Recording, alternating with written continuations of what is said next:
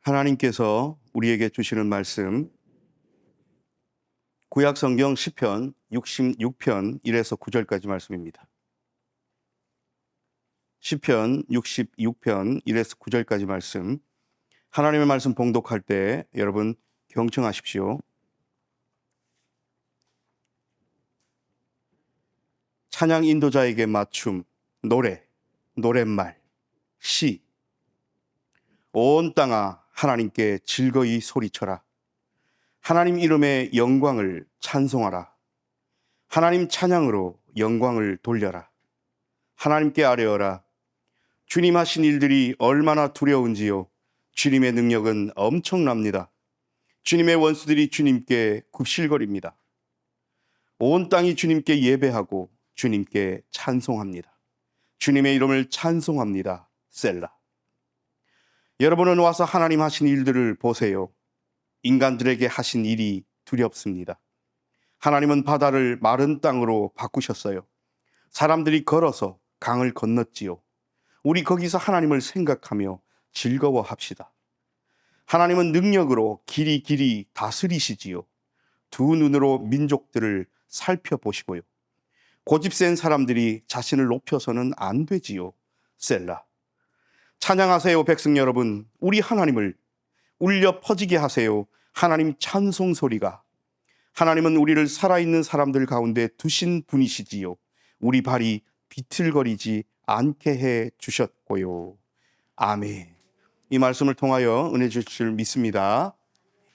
할렐루야. 아멘. 오늘 성령 강림절 후 넷째 주일입니다. 하나님께서 오랜만에 시편 말씀 주셔서 우리가 오늘 66편 말씀 읽었습니다. 우리 가진 성경에 이렇게 문단들이 나눠져 있습니다. 그래서 온 땅에 하는 말, 사람에게 하는 말, 그리고까지 읽었고 우리가요. 그 다음 기도, 그 다음 사람에게 하는 말, 이렇게 네 섹션으로 나눠져 있는데 우리가 앞에 두 개만 읽었습니다. 사실은 또 끝까지 한번 더 읽으셔야 합니다. 오늘 독특하게 제가 성경 봉독하면서 앞에 표제를 읽었습니다. 기억나십니까? 보통 표제 안 읽고 바로 시작하잖아요. 오늘 표제를 읽었어요. 찬양 인도자에게 맞춤, 노랫말, 시. 실제 시작은 온 땅아 하나님께 즐거이 소리쳐라 라고 이제 시작을 합니다.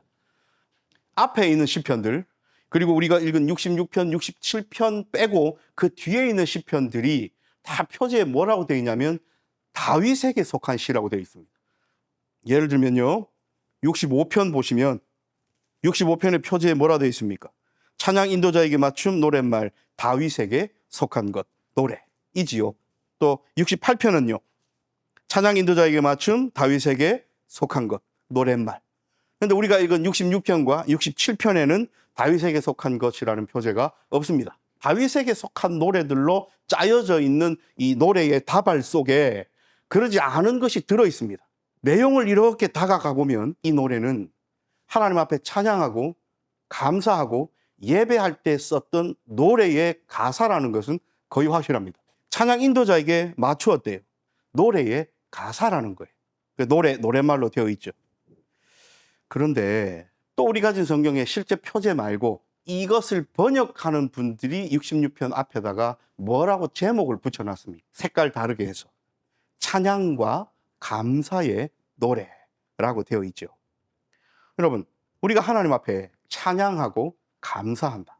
사실 깊이 생각함 없이 찬양도 좋은 거고 감사도 좋은 거 당연한 거라서 하나님 앞에 올려드린다 생각하는데요. 그 단어를 한번 생각해 보십시다. 왜냐하면 우리가 하나님 앞에 예배한다 하면 그 중요한 속성이 찬양이고 감사 아닙니까? 그리고 나서 조금 뒤에 가면 우리의 기도, 간구, 구원해 주십시오, 살려 주십시오, 해방시켜 주십시오, 좀 더 낫게 살게 해 주십시오라는 이런 우리의 간구가 들어간 기도가 들어가겠지만 실제로 우리가 하나님 앞에 모든 것을 다 드려 예배한다 했을 때는 찬양과 감사가 큰 두 기둥이에요. 근데 여기서 우리가 좀 더 진지해져야 됩니다. 우리가 진짜 예배자라면, 우리가 진짜 시편 66편을 노래로 부를 수 있는 깊은 신앙을 가진 사람이라면 찬양이 뭔지 감사가 뭔지를 생각해 보아야 돼요. 여러분, 무언가를 감사한다는 것은 어디에 집중하기 쉽습니까? 뭔가 근거가 있어야 되잖아요.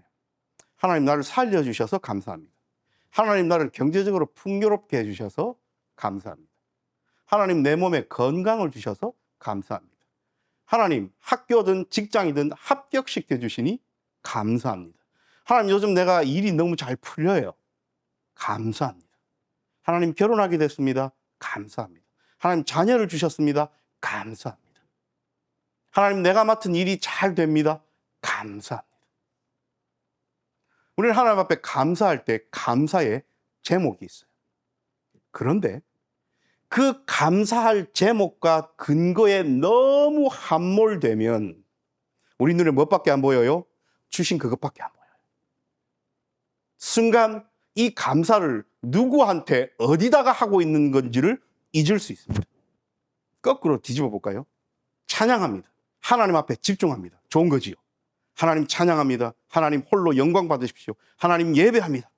근데 그것이 내 삶에 어떤 일이 있든지 없든지 그게 고난인지 좋은 것인지에 대한 생각을 아예 버려버리고 맹목적으로 하나님 앞에 노래 한만으로 나아가면 우리의 삶 가운데, 우리의 경험 가운데 누군가 물어요. 너는 하나님을 왜 예배하고 찬양하고 노래하니? 라고 물었을 때에 합니다. 왜요? 하나님께서 나를 위하여 무엇을 하셨는지를 알거나 경험하지 않았기 때문에 허공에다 대고 하는 찬양일 수 있습니다. 알맹이가 빠진 거죠. 그러므로 찬양과 감사는 따로 뗄 수 없습니다. 감사에만 집중하면 내 손에 주어진 것에만 집중하게 되어 있고 이것이 없이 하나님을 찬양하면 맹목적일 수밖에 없습니다. 오늘 시편 기자는 66편은 그러지 말라는 겁니다. 그래서 와서 보라는 거예요. 와서 들으라는 거예요. 우리가 읽지 않았지만 사람들에게 하는 말 뭐라고 합니까? 16절입니다. 모두들 와서 들으세요. 하나님이 우리를 위하여 하신 그 일들을 들으세요. 기억하세요. 경험하세요라고 외칩니다. 5절에도 여러분들은 와서 하나님 하신 일들을 보세요. 인간들에게 하신 일이 두렵습니다. 경험하라는 겁니다. 하나님이 우리를 위하여 하신 그 일이 어떤 일인지를 기억하라는 겁니다. 그래야만 참 감사와 찬양을 드릴 수 있다는 거예요. 여러분, 웨스트민스터 소요리 문답 어디서 많이 들어보셨죠? 사람의 가장 중요한 목적은 뭡니까? 라고 우리 세례 문답할 때 세례 받은 지 아주 오래되셔가지고 기억이 잘 안 나시죠? 사람의 제일 되는 목적은 뭡니까? 라고 물었을 때 그 답이 뭡니까? 하나님을 영화롭게 하고 영원토록 하나님을 즐거워하는 것. 근데 여러분, 여기서 맹목적일 수 없습니다. 덮어놓고 그럴 수 없습니다. 왜냐하면 그렇게 되면 허무한 신밖에 안 돼요.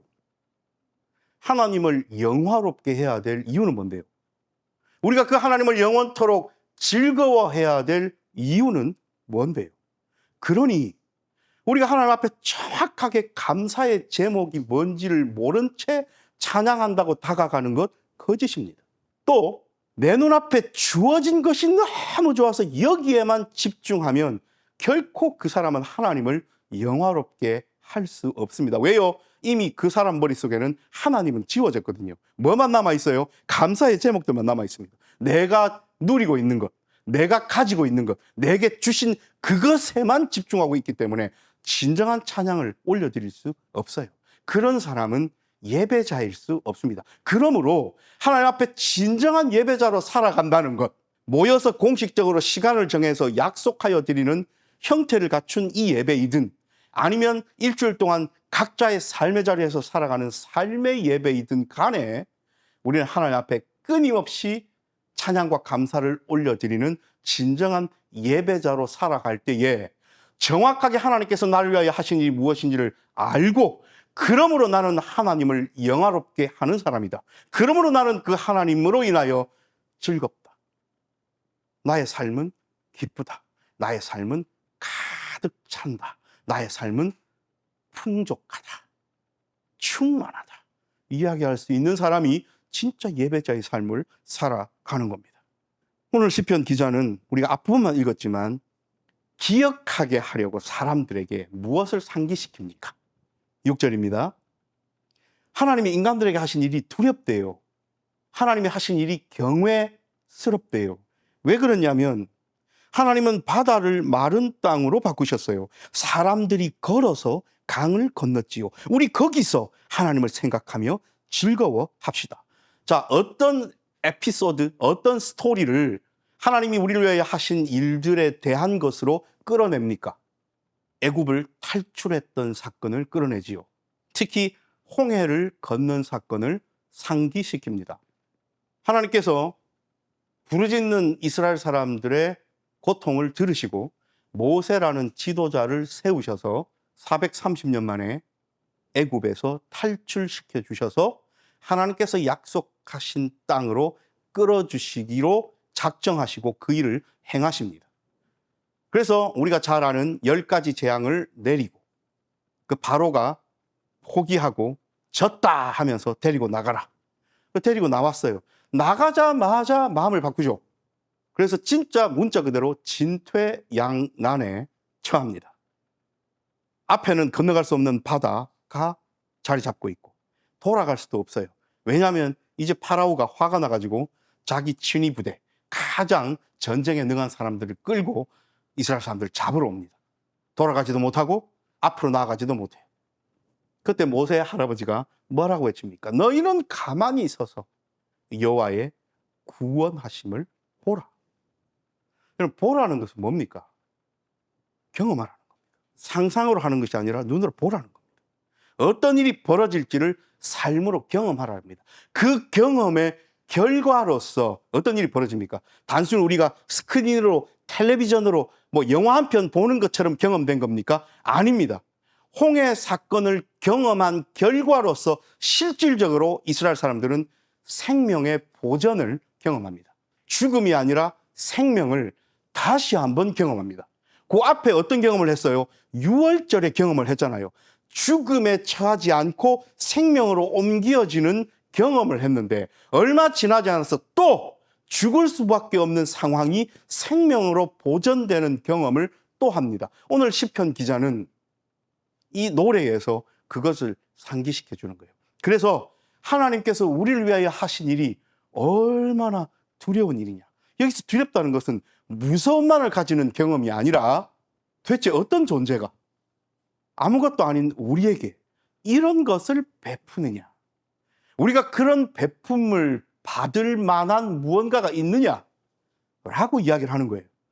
그러므로 그것을 경험한 우리뿐 아니라 그렇게 경험하여 수세기 동안 살아온 우리를 쳐들어와서 아프게 하고 힘들게 하는 이방 족속인 너희들도 우리의 하나님 여호와의 그 두려우신 손길을 좀 알아야 된다라고 노래하고 있는 겁니다.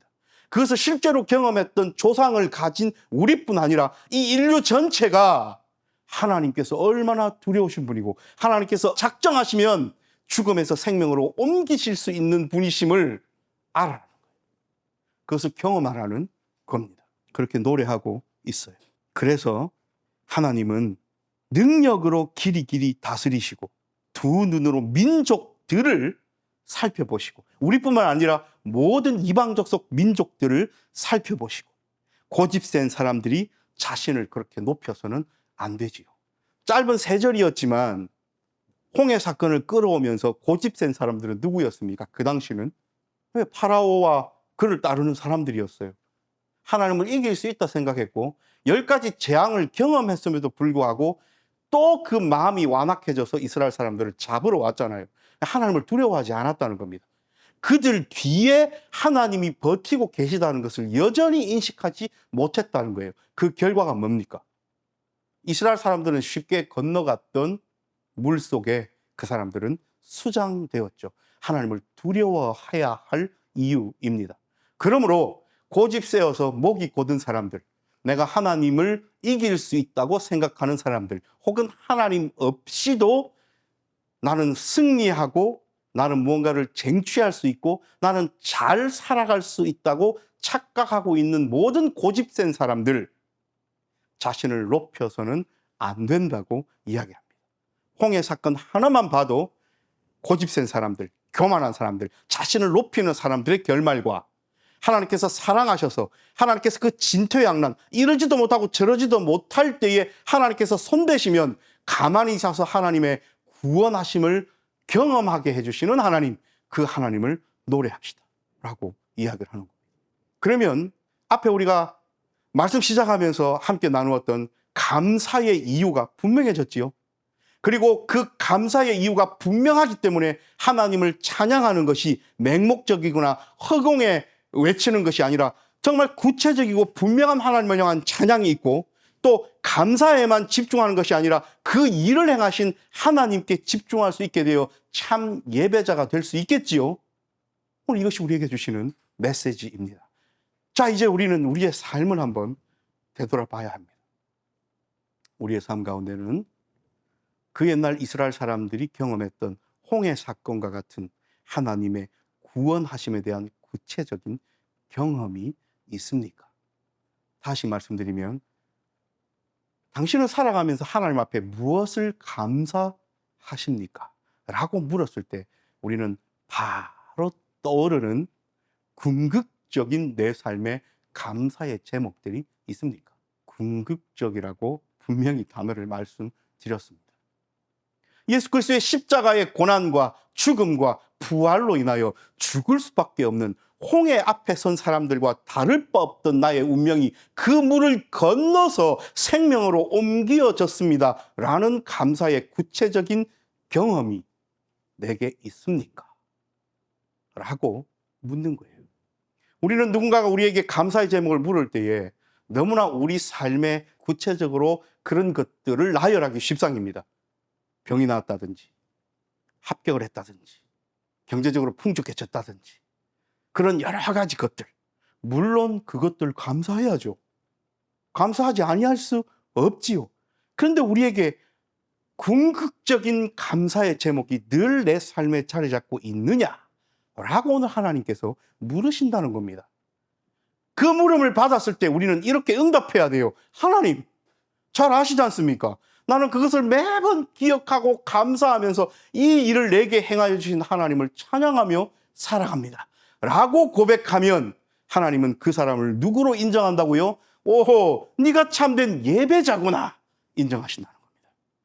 여러분, 우리가 착각하고 살아가는 것 중에 하나가 혹 그런 분이 계실까 봐 그리스도인으로 살아가면서 늘 풍요롭고 늘 건강하고 늘 아픔이 없고 늘 다른 사람 앞에 뭔가를 내세울 수 있는 상황만이 내게 있어야 한다. 그리고 그것을 거꾸로 뒤집어서 그런 사람을 바라봤을 때, 와, 저분은 정말 하나님의 은혜가 충만한 사람이구나. 와, 저분은 저렇게 삶이 순적하게 잘 가는 것 보니 하나님께서 정말 저분을 사랑하시는 것보다, 정말 신앙생활을 열심히 잘 하시는가 보다. 여러분, 과연 그렇습니까? 그렇지 않습니다. 우리는 거기서 벗어나야 합니다. 조금만 잘못되면 그런 사람들은 고집센 사람들, 교만한 사람들, 목이 곧은 사람들로 변질될 가능성이 너무나 많습니다. 하나님께서 우리에게 구원을 베푸시려고, 감사의 제목을 주시려고, 우리 속에 오늘 말씀의 제목이죠, 선물을 주시려고, 우리가 그 선물을 받아 마땅한 사람이 아님에도 불구하고 그 선물을 주시려고 준비하고 계신데, 고집세고 교만한 사람들의 특징은 뭐냐면 그 선물을 거부합니다. 그 선물을 받지 않아도 될 상황이라고 스스로를 높여버립니다. 그래서 힘들지 않은 척, 다른 사람을 향하여 나는 괜찮은 척, 나는 모든 은혜를 다 받아 누리는 척 하면서 살아가지요. 그리고 사람들은 잘 모르니까 그런 사람들의 삶을, 신앙의 삶을 바라보면서 칭송하기 바쁘죠. 그러면 또 그 칭송을 듣고 뿌듯해합니다. 자, 여러분, 이런 관계와 시간의 흐름 속에 하나님 어디 계십니까? 그러니까 하나님을 배제시키는 삶을 살아가는 거예요. 우리 하나님 앞에 무언가를 선물을 받았을 때 풍요로운 척 하지 마십시다. 괜찮은 척 하지 마십시다. 가득 차 있는 척 하지 마십시다. 다른 성도들이나 하나님을 향해서도 나는 고고한 척 하지 마십시다. 하나님 앞에 겸손하십시다.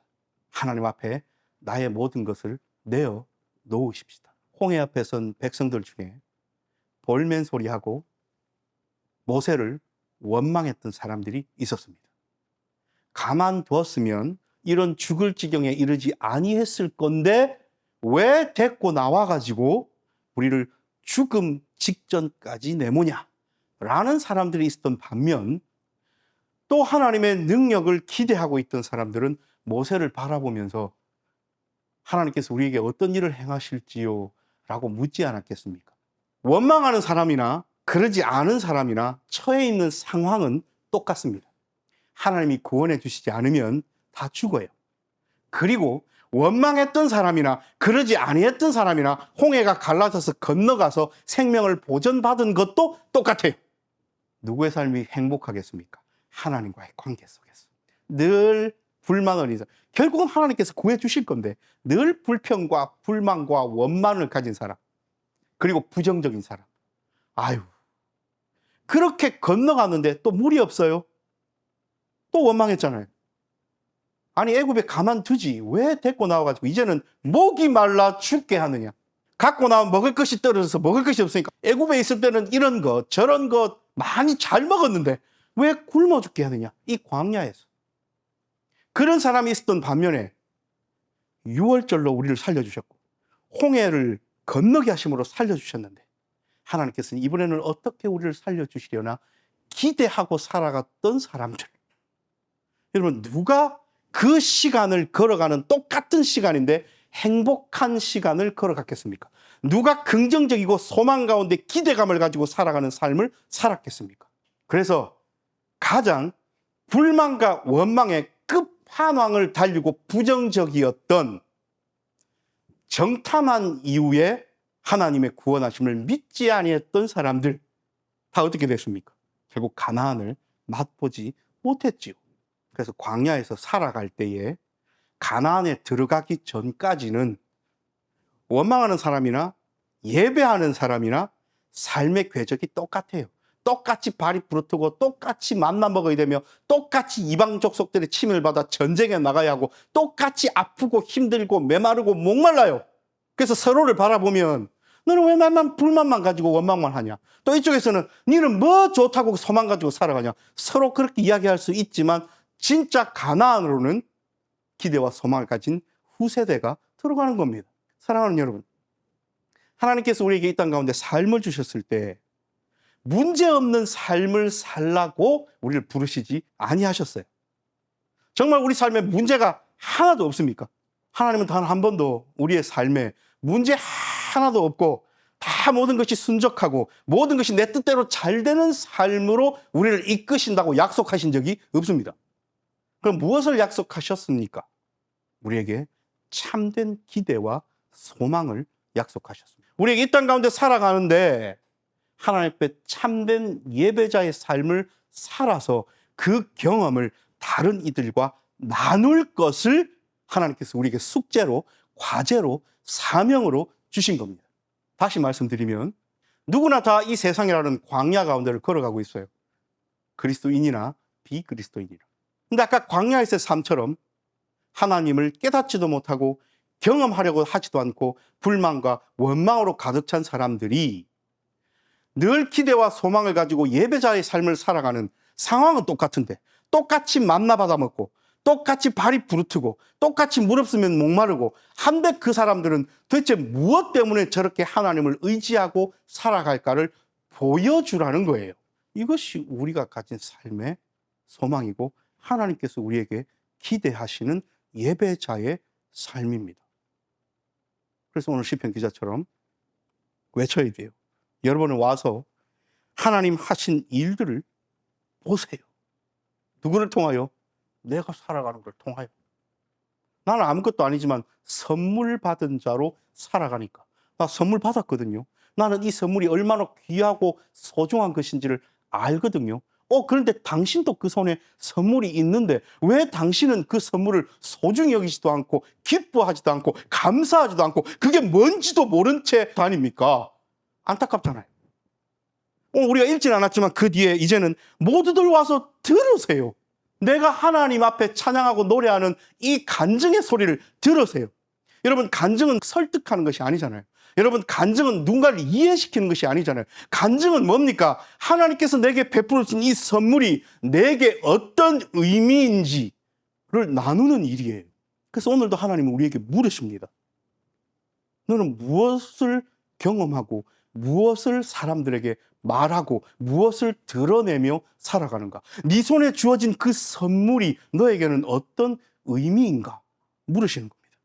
발이 부르트고 광야의 삶을 살 때에도 여전히 삶은 녹록지 않고 힘들 때에도 하나님은 우리의 기도에 귀를 닫지 않으시죠. 그리고 여전히 우리를 사랑하시죠. 그래서 하나님은 찬양과 감사를 받으시기에 합당한 분입니다. 오늘 시편 66편은 그 노래를 하나님 앞에 불러 올려 드리는 예배자의 노래입니다. 사랑하는 여러분, 우리에게는 이런 노래가 있습니까? 우리의 삶에는 받은 선물을 놓고 이 선물에만 너무 집중하지 않고 이 선물의 의미와 그 선물 주신 하나님을 진짜 제대로 아울러서 찬양하고 감사하고 예배하고 기뻐하며 살아갑니까? 또 그것들을 가진 자로서 사람들을 향하여 와서 좀 보세요. 와서 좀 들으세요. 라면서 내 삶을 드러내는 그런 삶을 살아갑니까? 그런 삶을 드러냄 속에서 내 삶을 완벽하게 사람들에게 있어 보이게 보이려는 것 말고 나의 이 부족함, 나의 이 결핍, 나의 이 모자람을 하나님께서 다 보시고 하나씩 채워주시면서 쓰다듬어 주시면서 아프면 기름 발라 가시면서 하나님께서 보듬어 주시면서 손잡아 일으켜 주시면서 살아가고 있는 내 모습을 여러분은 보고 계시잖아요. 나의 이 간증의 노래를 듣고 계시잖아요. 라고 우리는 살아갑니까?